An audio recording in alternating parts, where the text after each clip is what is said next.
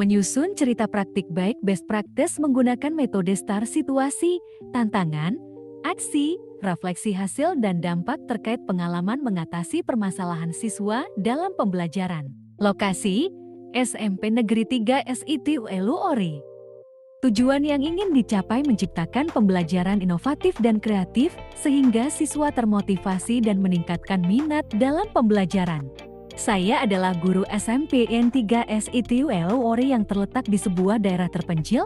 Akses jalan ke tempat saya mengajar sangatlah sulit. Setiap hari, saya harus menempuh perjalanan yang cukup mengkhawatirkan dan menuntut kita untuk lebih berhati-hati karena durasi waktu yang ditempuh sekitar 1,2 jam dengan sedikit jalan yang rusak. Lingkungan sekolah saya terletak dikelilingi oleh pepohonan yang banyak dan mayoritas masyarakat di sana adalah petani. Selain akses jalan yang cukup buruk, akses internet juga tidak stabil di sekolah saya. Sarana dan prasarana yang ada hanyalah seadanya. Banyak yang kurang terpelihara diakibatkan ruangan kelas dan lapangan sekolah sangat miris jika hujan deras mengakibatkan tidak melaksanakan KBM karena genangan air masuk dalam ruangan kelas. Dan juga lumpur. Kondisi siswa di tempat saya mengajar sangatlah memprihatinkan, baik dalam segi penampilan maupun pengetahuan. Terkadang siswa datang ke sekolah tanpa memakai sepatu, seragam yang layak dan bersih, serta alat tulis, buku dan tas yang seadanya. Hal ini disebabkan oleh kemampuan orang tua yang pas-pasan. Dari gambaran tersebut, dapat dipastikan bahwa pelaksanaan pembelajaran kurang efektif karena bahan pendukung pembelajaran sangatlah kurang. Ditambah lagi siswa yang terkesan tidak terlalu antusias dalam pembelajaran, kurang berminat dan hanya sekedar datang ke sekolah untuk bertemu dengan teman-teman dan bermain. Pada hari Senin 29 Agustus tahun 2022, saya melaksanakan praktik PPL di SMP Negeri 3 SITU Ori. Saya mencoba mempersiapkan pembelajaran yang inovatif dengan memakai laptop dan iPad dan menggunakan bahan ajar yang relevan, media yang menarik, dan LKPD yang sesuai dengan kemampuan siswa. Saya mempersiapkan RPP yang sesuai dengan keadaan di sekolah saya dan menggunakan media PowerPoint untuk menyampaikan materi. Praktik pembelajaran ini sangatlah penting untuk saya bagikan, karena praktik yang saya lakukan berfokus pada upaya untuk meningkatkan minat dan motivasi belajar siswa di tengah-tengah kondisi yang sangat memprihatinkan.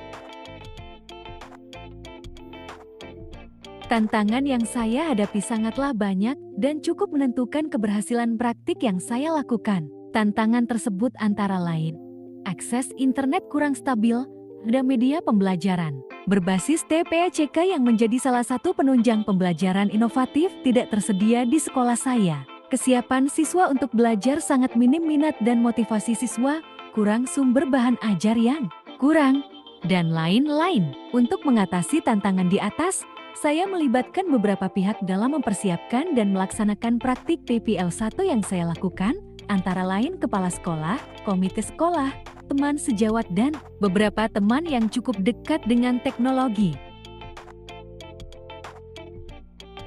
Langkah-langkah yang saya lakukan untuk menghadapi tantangan tersebut, antara lain, berdiskusi dengan kepala sekolah, komite dan teman sejawat untuk melihat tantangan dan bersama-sama mengambil solusi. Pemecahan masalah, mempersiapkan perangkat pembelajaran yang sesuai dengan karakter siswa dan sekolah. Menggunakan media konkret yang dapat ditemukan dalam kehidupan sehari-hari siswa. Media sederhana, namun didesain cukup menarik, meminta kesediaan teman sejawat untuk melakukan pengamatan dan penilaian sebagai bahan evaluasi. Strategi pembelajaran yang saya lakukan adalah saintifik, mengamati, menanya, mengumpulkan informasi atau eksperimen, mengasosiasikan, menalar, dan mengkomunikasikan. Saya lebih suka menekankan pembelajaran dengan menggunakan media yang menarik dengan mengkolaborasikan permainan yang disenangi oleh siswa. Saya menggunakan sumber belajar dari buku siswa dan media konkret yang dapat ditemukan dalam kehidupan sehari-hari. Pembelajaran yang saya lakukan cukup membawa dampak positif. Hal ini terlihat dari animo siswa dan antusiasme untuk mengikuti pembelajaran. Siswa lebih tertarik dengan media konkret dan media pembelajaran.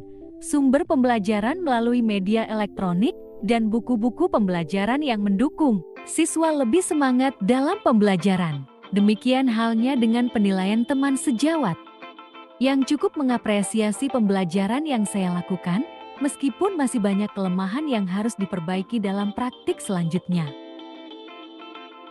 Meskipun cukup memberikan dampak positif, namun saya masih merasakan bahwa praktik pembelajaran yang saya lakukan masih kurang efektif, karena media yang saya gunakan tidak berbasis teknologi dan aplikasi TPACK. Hal ini menyebabkan saya sebagai seorang guru masih lebih dominan dalam proses penyampaian informasi kepada siswa.